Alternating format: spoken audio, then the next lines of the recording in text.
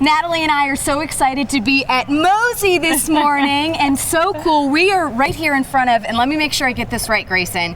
This is the only driverless car that's open to the public. Anywhere in North America. This is so cool. We're gonna ride this thing here in just a second, but talk about why this is kind of the future of where we're headed. So this shuttle, which can handle up to 12 people standing up, uses all the technology that you could use in a driverless car that you can get in your driveway in the next several years. There are some cars from Tesla that already, and other companies that already do some of the driving for you. This is really the future of how you will get around, and it can change your life in so many ways. We're talking about when you're driving the kids to school, you don't get enough quality time with the kids, sit in the back with them, talk with them, do puzzles with them. You can do these things in this way. Clock into work when you leave the driveway, and then at the end of your commute, you're already there. That can shorten your time at work, it shorten that and add more time with your family.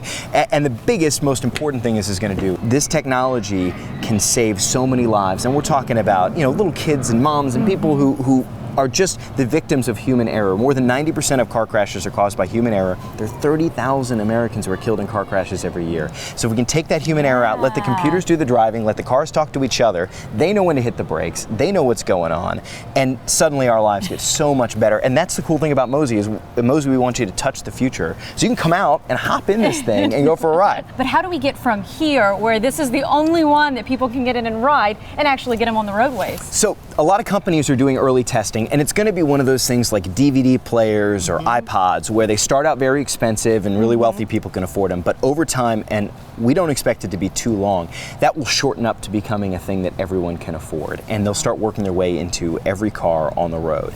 And the question is, why can't that happen tomorrow? Well, a little bit is the technology, and the other big question is kind of government regulation, right? The government and the people have to be comfortable with this technology. They have to trust that a computer in control is probably better than that moron who's driving next to you not paying any attention. You said it, we had not like it, Grayson. Right? I mean, it's true though, like I'm a great driver, but the people around me are not necessarily, and they're putting my family at risk. And Florida's very progressive in this, by the way. We're one of the only states where driverless cars are allowed out on the regular roads. That's what it'll take to change our lives, to change our downtowns. I mean, how much better is downtown gonna be when it's not full of parking garages? Your car drops you off, your car parks around the corner, and then comes gets you. You just tap your iPhone and it comes and grabs you. Well, Grayson, we have to try it out though. We have to see really if this is the future. We're gonna give it a test drive, I guess, essentially. So we're ready to do that? Does MOSI feel okay with doing that? Yeah, do you want to take the wheel? Oh wait, I know, there is no wheel. Oh. And we're on. Wow. Off we go, cruising along. Now this vehicle itself can go up over 20 miles an hour. It doesn't do that in front of our front doors. It's a nice, easy pace.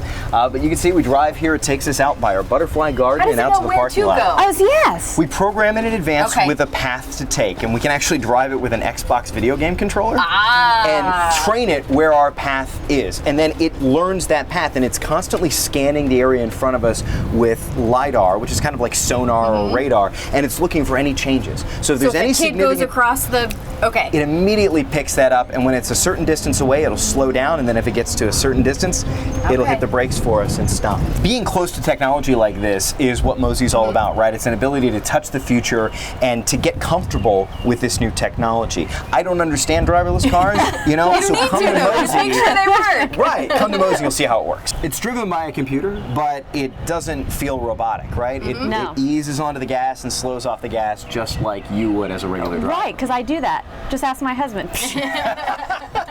Much better deal doing it this way. Yeah, exactly. Maybe somebody in the car will. It'll be the computer doing it. No comment. All right, so let's do something a little crazy. Let's have one of you guys maybe walk in front of this, and I'll show you that I promise it will work. Okay. So I'm actually a volunteer to stand in front of this car right now. I'm not sure what I'm thinking, but I feel like it's going a little faster. Oh, look at this. Plenty of space. We saved our co-host. Plenty of space. Wasn't even scared.